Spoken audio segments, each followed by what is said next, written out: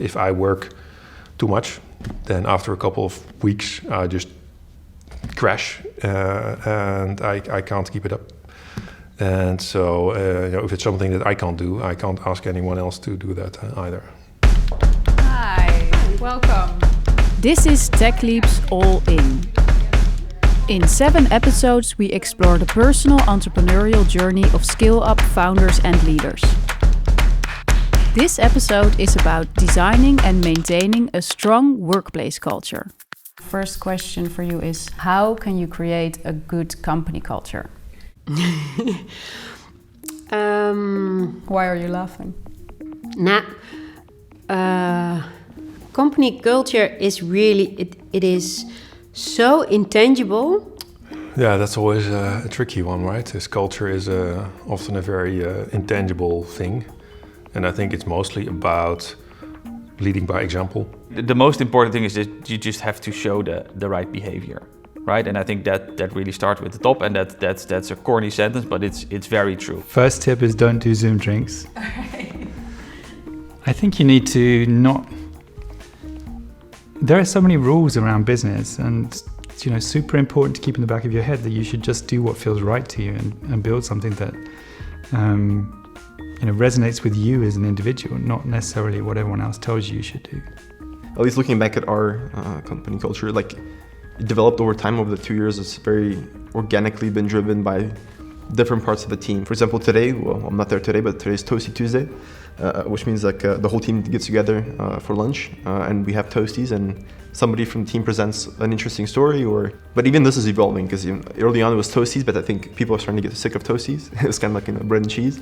So we're trying to... Yeah, I think I'm also on that side as well. I think the core of my answer is very simple. Treat people like you want to be treated. That's my personal viewpoint on life. And I think that's how I've always acted in my entire career, but also when I was young. And when did you realize you need to think about these things like company culture? Yeah, quite early on, I think. Basically at the moment where you can start having a choice on who you want to hire.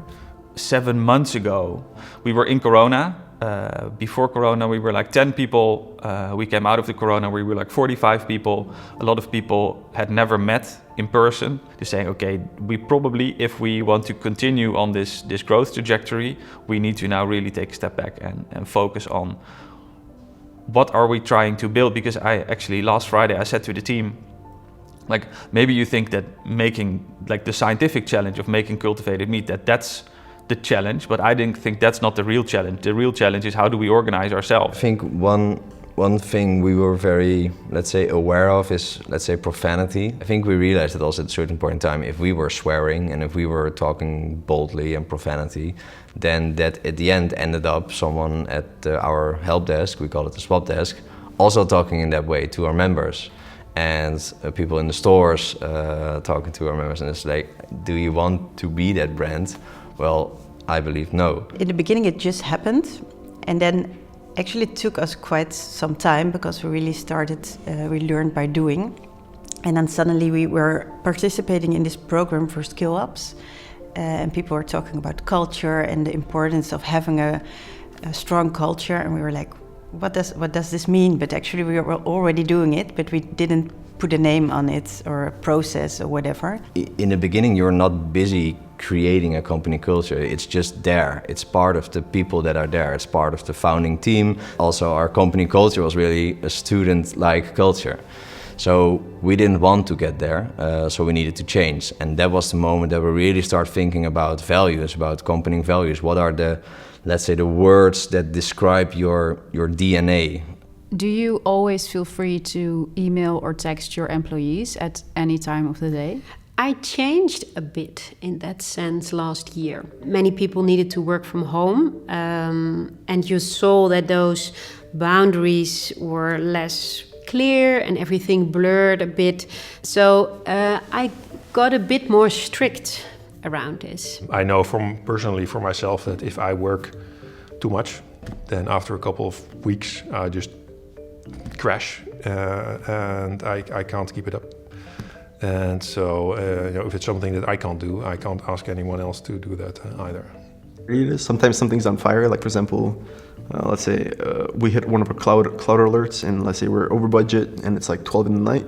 If I really need someone's help, I'll of course push for it, but that's only if there's like a fire, what we call. Also, sometimes I work during the weekend, but then I always set my email on only send them Monday 9 a.m.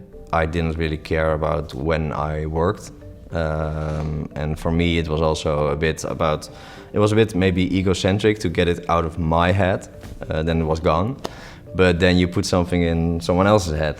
So I did it, but I stopped with it as long as it's not, let's say, urgent. Well, it depends who it is. Text is very different. I think text is pretty personal. So that's, in my opinion, and I don't know if this is the general rule, I just made this up, but a text is answer me now. An email, I think, is I'll send it to you and you can respond on Monday if that's what's necessary.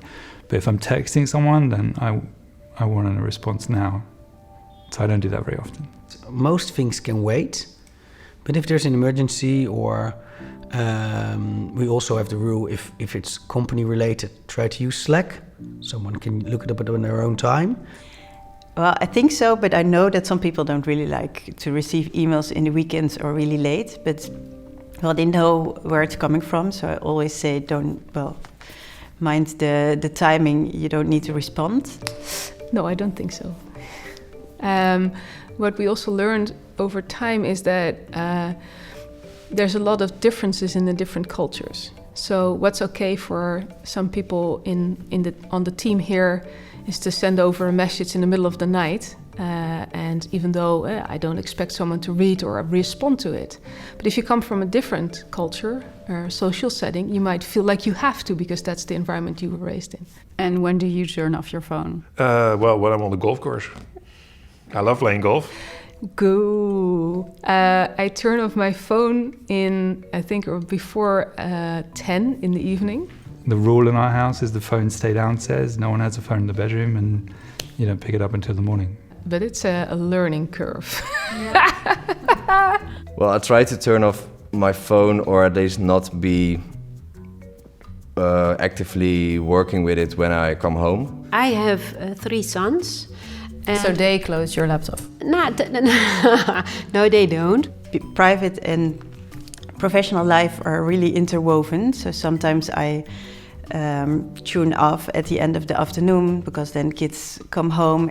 I want to be with them, of course, and with my husband, and they also. So it's easier to say, okay, and now I need my attention here. And then I'm back online again in the evening. So I have a kind of different schedule than some other people at the company. So yeah, I'm tuning off rather late, I can say, but I try to have a more healthy balance in that.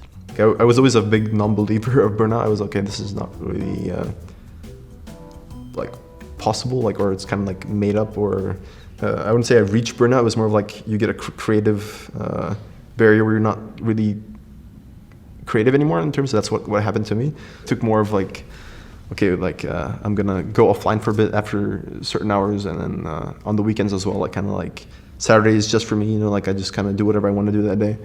And how do you celebrate successes? So is that a personal question or a company question? Both. Okay. So personally, I'd say I'm very bad at celebrating success. Yeah, well, that is sometimes a bit difficult because you're always focusing on the next step. I will already be annoyed that it wasn't good enough and therefore be embarrassed to celebrate the success. As a company, I think actually they're pretty good at it. We as a company actually can celebrate quite good, I would say. So it's just you standing in the corner on my worrying. own. Yeah. Yeah. Or not there at all. Yeah, just at home working. Yeah. I'm really terrible at celebrating success, I have to admit. We do it too little, I think. I think too little because there's so much to do and you often don't realize that you have achieved certain milestones. When we started it, we got an email for every item we gave a second life, so the whole company could cheer like, hoo-hoo, we sold something and we give this item a second life.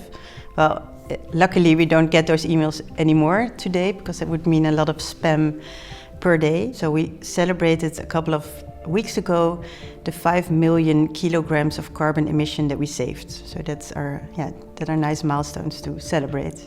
So we actually in the office we have a nice big bell. If something big happens, we just ring the bell very loudly. We always have a bottle of champagne in the fridge, ready for big occasions. Quick celebration and back to work, but I think that keeps us going. These little victories, yeah. Guns, deal breaker. Massive petrochemical company, deal breaker. Company that, has been publicly shamed for its ethics or code of conduct. I mean, I could have a list as long as my arm.